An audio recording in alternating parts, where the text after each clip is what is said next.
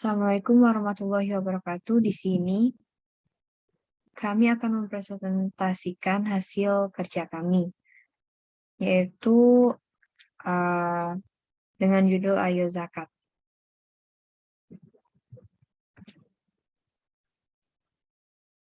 Pengantar kegunaan dokumen ini berisi spesifikasi kebutuhan sistem perangkat lunak untuk pengolahan pembayaran dan pengumpulan zakat. Dokumen ini merupakan kesepakatan antara pihak Basnas sebagai pelanggan dan PT Data sebagai pengembang. Dokumen ini digunakan sebagai acuan dalam perancangan dan implementasi sistem oleh pihak pengembang. Dokumen ini digunakan sebagai dasar penerimaan dan pengujian oleh pihak pelanggan. Lingkupnya yaitu zakat adalah suatu sistem perangkat lunak untuk pengolahan pembayaran zakat bagi muzaki dan dikumpulkan oleh para panitia untuk diakumulasikan.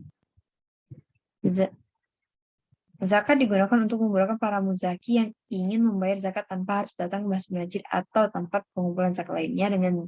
Dengan zakat diharapkan pengolahan pembayaran dan pengumpulan zakat dapat menjadi lebih efektif dan efisien, sehingga zakat dapat tersalurkan dengan baik. Gambaran umum yaitu perspektif produk. Layanan pembayaran zakat merupakan sistem yang berdiri sendiri yang bekerja sama dengan pihak Basnas. Layanan pembayaran zakat akan dikembangkan sebagai sistem berbasis aplikasi atau mobile yang bisa diakses via internet. Fungsi produk yaitu layanan pembayaran zakat adalah untuk memudahkan para pengguna aplikasi tersebut dalam mencari informasi tentang zakat, membayar zakat secara online, dan bisa juga untuk mengingatkan pengguna untuk membayar zakat secara tepat waktu. Karakteristik pengguna yaitu pengguna panitia zakat adalah orang yang mengolah atau yang bertugas mengungut zakat dari para muzaki lalu menyalurkan kepada para mustahik. Muzaki adalah orang yang dikenai wajib membayar zakat atas kepemilikan harta yang telah mencapai nisab dan haul.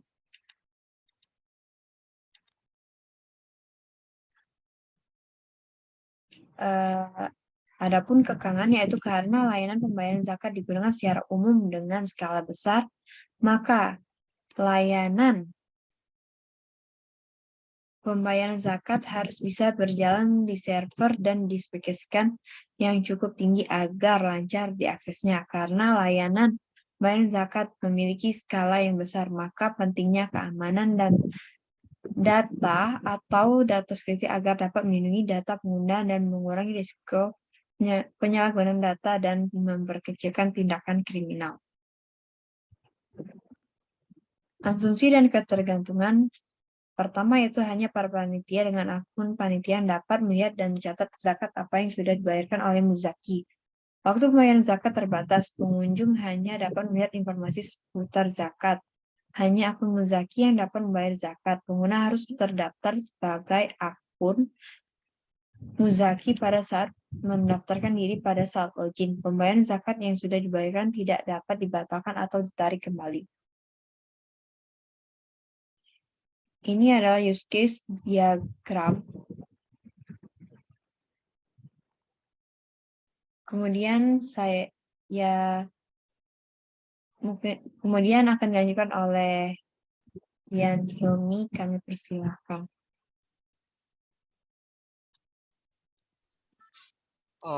Assalamualaikum warahmatullahi wabarakatuh. Perkenalkan, nama saya Rian Hilmi Hidayatullah, bakal melanjutkan presentasi zakat tersebut. Boleh dilihat satu screen-nya. Di use case pembayaran zakat, langkah-langkahnya, urutan langkah dalam membayar zakat adalah sebagai berikut. 1. Muzaki membuka halaman pembayaran zakat, kemudian sistem akan menampilkan pilihan zakat apa yang akan dipilih atau dibayar. Setelah muzaki memilih jenis zakat, maka akan menampilkan metode pembayaran melalui mobile banking atau berbagai macam bank. Kemudian akan muncul nominal pembayaran yang akan dibayar oleh muzaki. Sistem akan mengecek ulang apabila nominal yang dibayar sesuai dengan ketentuan. Jika pembayaran sesuai nominal, maka sistem menyimpan transaksi pembayaran. Sistem akan memberikan konfirmasi apakah transaksi pembayaran berhasil dilakukan. Sistem mengubah status belum dibayar pada list zakat yang harus dibayar menjadi sudah dibayar. Kembali ke halaman utama. Buatan sistemnya, sistem harus menampilkan pilihan zakat akan dibayar. Sistem harus mampu menampilkan metode pilihan pembayaran mobile banking. Sistem harus mengecek ulang nominal pembayaran. Sistem harus menolak pembayaran jika nominal yang dibayar tidak sesuai dengan ketentuan. Sistem harus memberikan konfirmasi apakah transaksi pembayaran berhasil dilakukan. Sistem harus mengubah status dibayar pada list zakat yang harus dibayar menjadi sudah dibayar. Lanjut.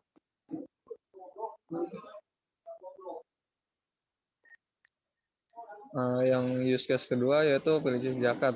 Urutan langkah dalam pilih jenis zakat yaitu Muzaki membuka halaman pembayaran zakat, kemudian sistem akan menampilkan pilihan zakat apa yang akan dipilih atau dibayar.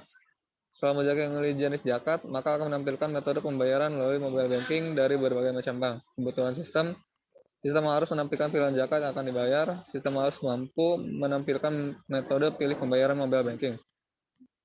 Lanjut. Nah, ini diagram pembayaran zakat sama pilih jenis zakatnya. Lanjut.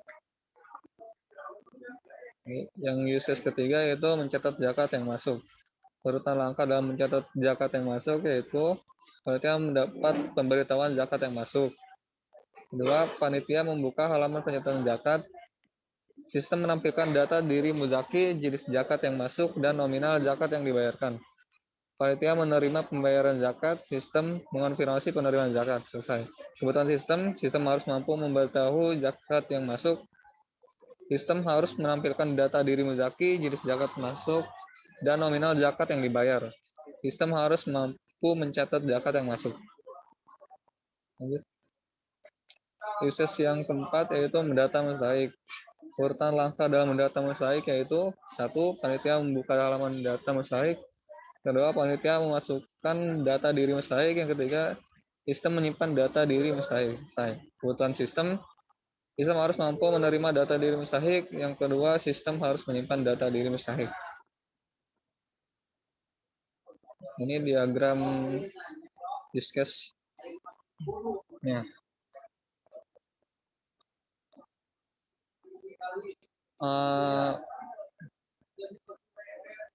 Penjelasan lebih lanjut bisa dilanjutkan oleh Mas Jaki Abiu.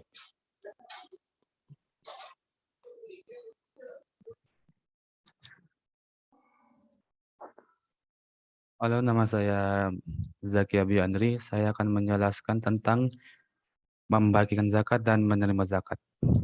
Bisa tolong?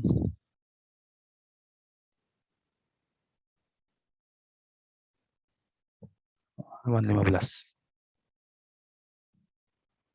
Yang pertama adalah membagikan zakat. Yang biasanya dilakukan oleh lembaga besar dengan urutan langkahnya sebagai berikut. Yang pertama adalah panitia zakat membuka data mustahik. Lalu yang kedua adalah panitia zakat mengidentifikasi mustahik yang terdaftar. Panitia zakat mendata berapa orang per mustahik. Yang keempat adalah sistem akan memberitahukan lokasi mustahik yang sudah mendaftar. Yang kelima, panitia zakat akan bermusyawarah untuk persentase pembagian zakat.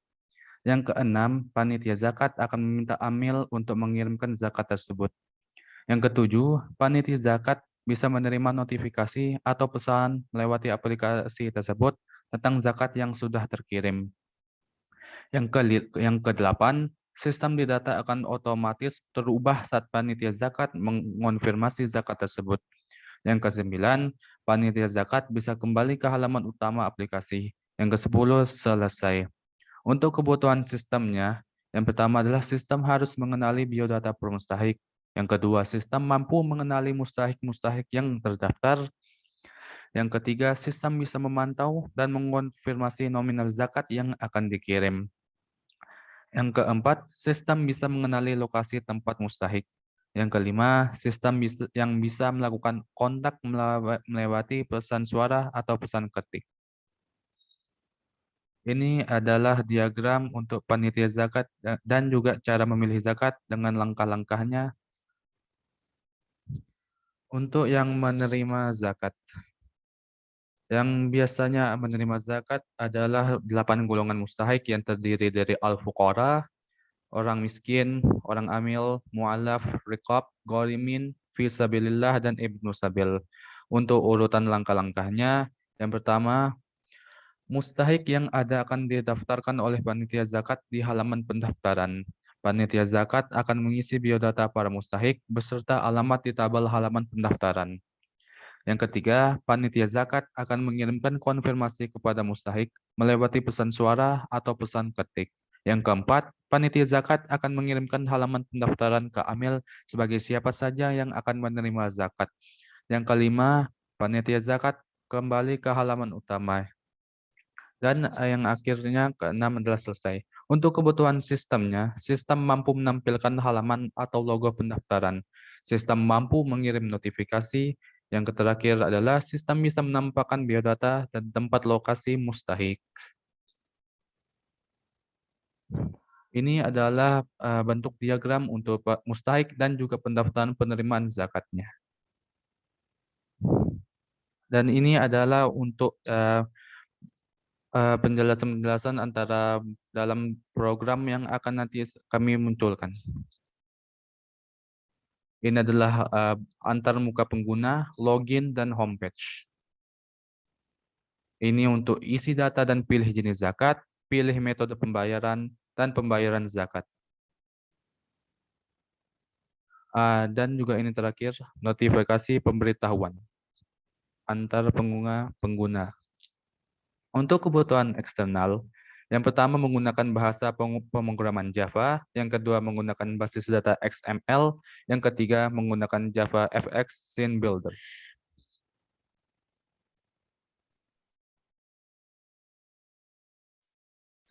Pelajaran yang kami dapat dari proses penyusunan SRS dan SDD ini, kami dapat mempelajari dan memahami apa itu rekayasa perangkat lunak secara mendalam. Mulai dari menentukan kebutuhan perangkat lunak, realisasi dan prestasi kebutuhan, memberikan kebutuhan, dan terakhir spesifikasi dan validasi kebutuhan. Kemudian juga kami dapat merancang perilaku dengan menggunakan activity diagram, pemodelan domain, dan perancangan antarmuka. Sehingga kami dapat menyusun SRS dan SDD. Terima kasih dari kami. Wassalamualaikum warahmatullahi wabarakatuh.